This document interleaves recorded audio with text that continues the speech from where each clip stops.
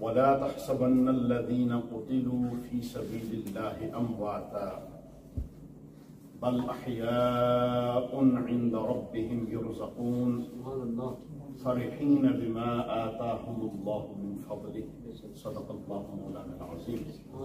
إن الله وملائكته يصلون على النبي يا أيها الذين آمنوا صلوا عليه وسلموا تسليما.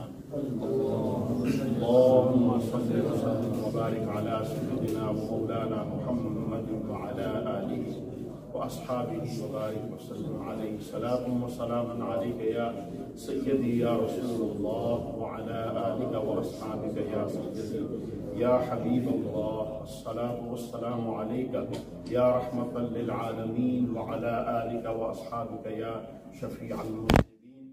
الصلاة والسلام عليك يا نورا من نور الله وعلى آلك وأصحابك يا جد الحسن والحسين مولانا ومولى الثقلين.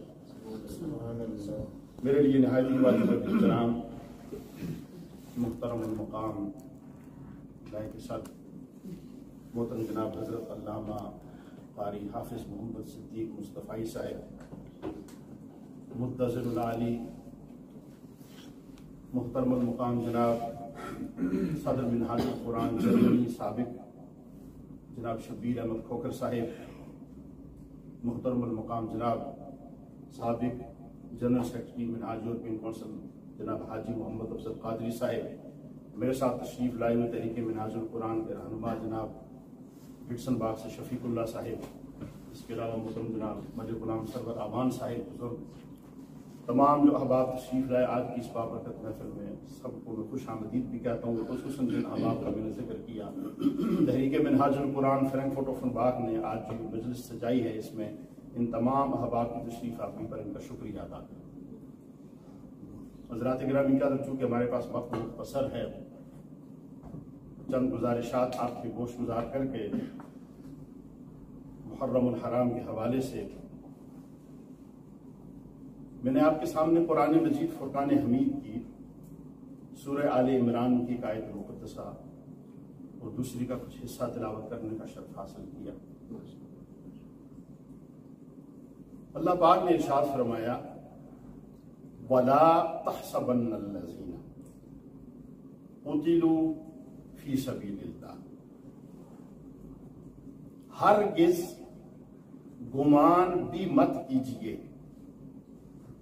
ہرگز مت سوچئے گا، گمان کیجئے گا ان لوگوں کے بارے میں کہ جو اللہ کی راہ میں قتل کر دیے گئے، اللہ کی راہ میں قتل کر دیے گئے، امواتا مردہ،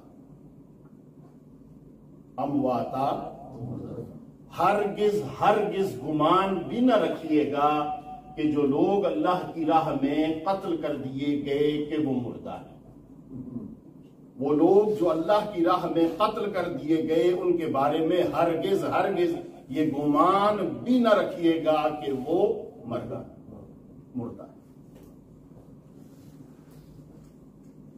اسی طرح اس سے ملتی جلتی آیت کریمہ یہ سورہ آل عمران کی آیت مقدسہ ہے. سورہ بقرہ میں بھی آیت نمبر 154 میں بھی اللہ پاک نے ارشاد فرمایا وَلَا تَقُولُوا، ہرگز نہ کہو، قَالَ یقولو سے وَلَا تَقُولُوا، ہرگز ہرگز مت کہو.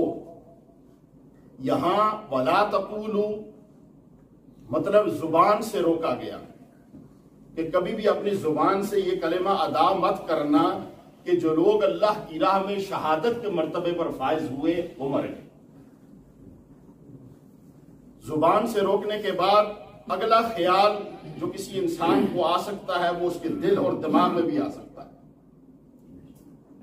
پہلی بندش زبان سے تھی کہ زبان سے ہرگز مت کہنا، وَلَا تَقُولُوا، ہرگز مت کہنا. دوسری بندش کہ دل میں یا دماغ میں تمہارے اندرونی حواس خمسہ کے پنہا خانے میں بھی اگر کہیں یہ بات آ جائے کہ اللہ کی راہ میں جن لوگوں نے اپنی جانیں قربان کی وہ مردہ ہیں، تو یہ خیال بھی اپنے دل و دماغ سے نکال، یہ خیال بھی اپنے دل و دماغ سے سوچنا بھی نہ. پنجابی میں کہتے ہیں سوچی بھی نہ, کدے سوچی بھی نہ تے کدے کہیں بھی نہ کہ وہ لوگ کہ جنہوں نے اللہ کی راہ میں اپنی جانیں قربان کی وہ کیا ہے؟ مردہ. بل مردہ نہیں ہے, احیاء, وہ کیا ہے؟ زندہ ہے. تنوین آئی ہے یہاں پہ, حمزہ دو پیش ان, تنوین اور بہت سے معنوں کے ساتھ ساتھ جامعیت و کاملیت کا معنی بھی دیتی ہے. مطلب یہ کہ جس جگہ پر تنوین آ جائے تو تنوین شک و شبے سے پاک کرنے کے لیے اس جگہ پر اپنا معنی دیتی ہے. یعنی گویا الفاظ میں بھی وَلَا تَحْسَبَنَّ الَّذِينَ کہہ کر کہ ہرگز سوچو بھی نہ, گمان بھی نہ کرو, اور احیاء ان میں فرما دیا گیا بالکل زندہ ہیں, بالکل زندہ ہیں, بالکل زندہ ہیں. اس پر بھی شک نہ رہے کہ کہیں کوئی گمان آ گیا, اس گمان کو بھی دور کر لو کہ اللہ کی راہ میں جان قربان کرنے والے مردہ نہیں ہوتے بلکہ کیا ہوتے ہیں؟ زندہ ہوتے ہیں. بلکہ کیا ہوتے ہیں؟ زندہ. فرمایا عند ربہم, یا باری تعالیٰ ہمارے سامنے تو نہیں نظر آتے, ہم تو انہیں شہادت کے بعد اپنے ہاتھوں سے دفن کراتے ہیں, تو کہاں ہوتے ہیں وہ زندہ؟ فرمایا عند ربہم, تمہارے رب کے پاس زندہ ہوتے ہیں. کہاں زندہ ہوتے ہیں؟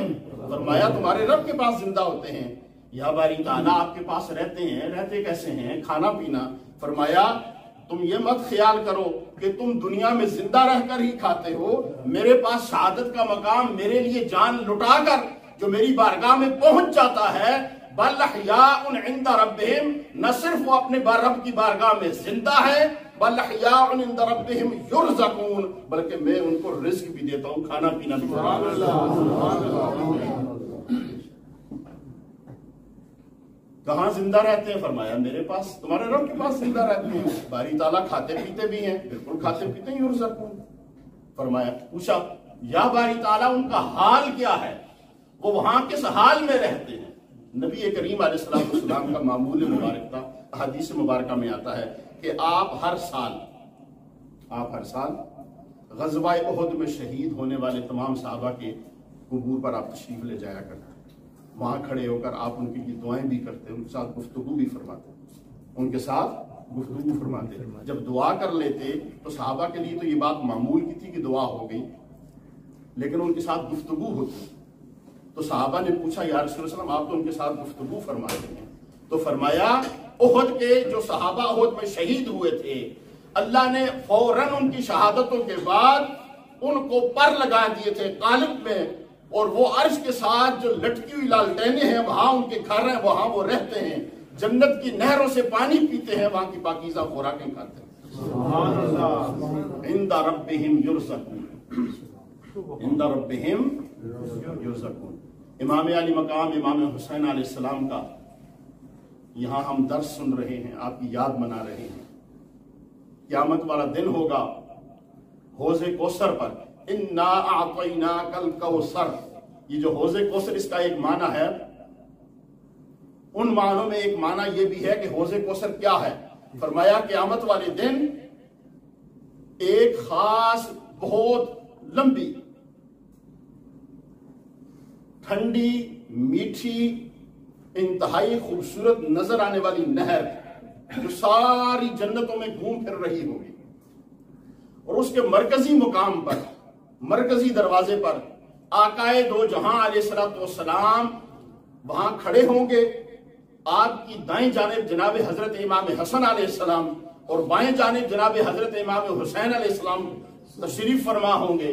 وہاں اس نہر کے کنارے جنت کے بنے ہوئے زمرد اور یاقوت کی جو وہاں پر پیالیاں اور پیالے پڑے ہوں گے کہ جن میں حکم ہوگا کہ اے ساری زندگی میری محبت میں مرنے والوں, میرے عشق میں مرنے والوں, میرے بچوں کے ساتھ محبت کرنے والوں, ہماری عزت و شان کے گن گانے والوں, آتے جاؤ. آج محشر کی گرمی ہے, اس محشر کی گرمی کو ہمارے چہروں کو بھی دیکھ کر مٹاؤ, اور ہمارے ہاتھوں سے یہ جامع حوض کوثر بھی.